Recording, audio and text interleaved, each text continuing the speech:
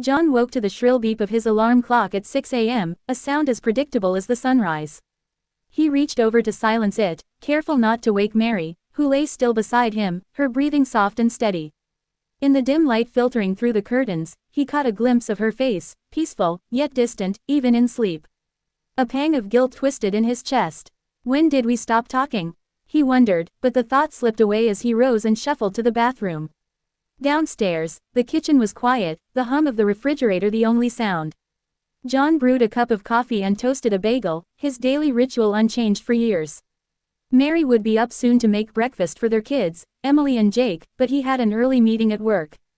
As he sipped his coffee, she appeared in the doorway, her hair a messy halo, her eyes bleary with sleep. "Morning," she mumbled, reaching for the coffee pot. "Morning," John replied, brushing a quick kiss on her cheek. "I've got to run, big meeting today." "All right, have a good day," she said, her voice flat, mechanical. John paused at the door, briefcase in hand, feeling the weight of something unsaid. He wanted to turn back, to say more, but the words wouldn't come. With a sigh, he stepped outside, the door clicking shut behind him. At the engineering firm where he'd worked for 2 decades, John buried himself in blueprints and deadlines. His job had always been his anchor, a source of pride and purpose. But lately, even that felt hollow, a distraction from the growing silence at home. Meanwhile, Mary moved through her day like a well-rehearsed play, packing lunches, shooing the kids out the door, tackling laundry and dishes. She loved her family with every fiber of her being, but the emptiness gnawed at her. The spark she and John once shared had dimmed, replaced by a routine that felt more like coexistence than partnership. That evening, the family gathered for dinner. Emily, 18 and bright-eyed, chattered about college applications, while Jake, 15 and perpetually moody, grumbled about math homework. John and Mary nodded, offered advice, but their exchanges were clipped, their eyes rarely meeting. After the kids retreated upstairs, Mary lingered in the kitchen as John loaded the dishwasher.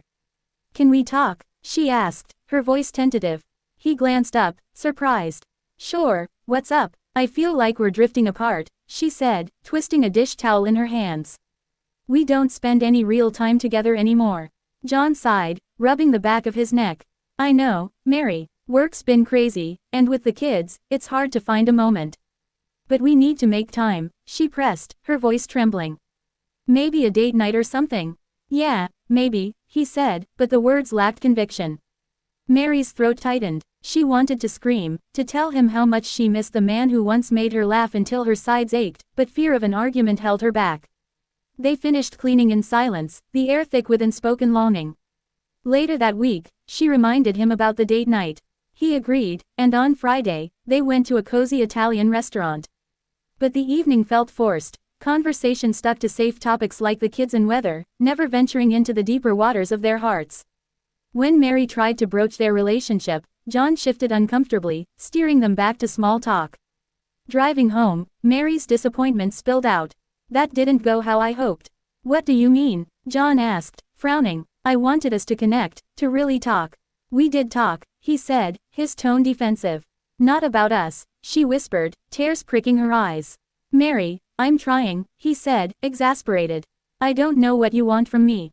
"I want us to be close again," she said, "like we used to be.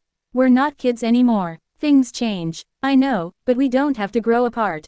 They pulled into the driveway, the silence between them heavier than ever. For weeks, John had brushed off his exhaustion, blaming long hours at work. But when sharp pains began stabbing his abdomen, he couldn't ignore it any longer. Reluctantly, he booked a doctor's appointment, expecting a lecture about stress or diet. Instead, after a battery of tests, he found himself back in the doctor's office, facing a truth he wasn't prepared for. "John, I have bad news," the doctor said, his voice steady but grave. "You have pancreatic cancer." The words hit like a punch to the gut. "Cancer?" John's voice cracked. "Are you sure?" "Yes. It's aggressive, and we need to start treatment soon. But I'll be honest, the prognosis isn't optimistic." John stumbled out of the office, the world blurring around him. Pancreatic cancer. Aggressive. He was 50, too young to face this. His mind raced to Mary, to their kids. How could he tell them? How could he burden Mary when their marriage was already fraying? That night, after Emily and Jake were in bed, John sat Mary down on the living room couch. His hands shook as he searched for words. "Mary, I need to tell you something. She looked at him, sensing his unease.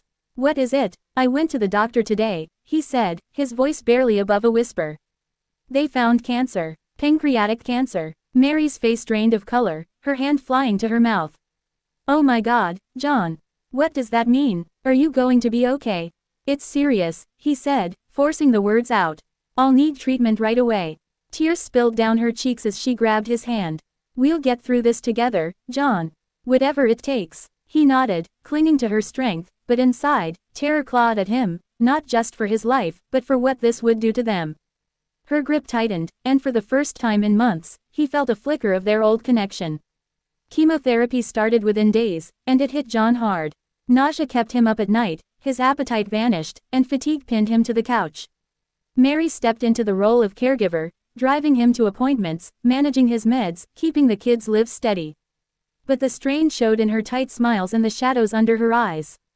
One afternoon, as they waited for another chemo session, John broke the silence. Mary, I've been thinking. Life's too short to just survive this. I don't want my days to be all about cancer. She frowned, confused. What do you mean? Let's make a bucket list, he said, a spark of determination in his voice. Things we've always wanted to do together. And let's try to do them, no matter what. But John, you're sick, she protested. You need rest. I need to live, he countered. I don't want regrets. Please, let's do this. Mary hesitated, then softened. Maybe this could be their lifeline, a way to bridge the gap between them. Okay, what's on the list? They started tossing out ideas. A trip to Paris, dance lessons, a hot air balloon ride, writing letters to Emily and Jake for the future, a cooking class. As they talked, laughter bubbled up, memories of their younger, dream-filled selves surfacing. For the first time in years, they felt alive together, plotting a future against the odds. Their first bucket list adventure was a cooking class, Italian, their favorite. In a bright kitchen, they wrestled with pasta dough, flour dusting their clothes. John's hands trembled from weakness, but Mary's teasing, "You're worse than Jake with Play-Doh," drew a genuine laugh from him. Their ravioli was lumpy, their sauce a mess, but when they tasted it, grinning across the table, the cancer felt miles away. Next came a weekend at a beach town an hour away. They strolled the shore, collecting seashells, the salty breeze tugging at their hair. At sunset, they sat on a blanket, Mary's head on John's shoulder. "This is nice," she murmured. "Yeah," he said, voice thick. "I wish we'd done this more." "It's not too late," she replied, squeezing his hand. "We're here now." Those moments cracked open doors long closed. John confessed his fear, not just of dying, but of leaving her alone. Mary admitted how overwhelmed she felt, how she'd buried her own dreams to keep the family afloat. Their honesty, raw and unguarded, wove them closer. One night, post-treatment, John lay in bed, too weak to sit up. Mary perched beside him, stroking his hand. "Tell me about our wedding," he rasped. She smiled, eyes glistening. "You were a wreck, tripped over your vows. But when you looked at me, I saw forever. I still do." He squeezed her hand. "I've never stopped loving you, Mary. I just forgot how to show it." Tears fell as she kissed his forehead. "I love you too, always." Just as their bucket list brought light, darkness struck. A chemo reaction sparked an infection, landing John in the hospital. Machines beeped, tubes snaked from his arms, and the doctor's grim faces spoke volumes. Mary stayed by his side, her heart a tangle of fear and resolve. Emily and Jake visited, shaken. Emily sobbed, burying her face in Mary's shoulder, while Jake gripped John's hand, whispering, "You've got this, Dad." The family's unity was a fragile lifeline in the sterile room. One night, John's fever spiked, and he turned to Mary, voice faint. "Maybe we should stop the list. It's too hard." "No," she said, fierce despite her tears. "We're not quitting. We'll go slow, but we're not done."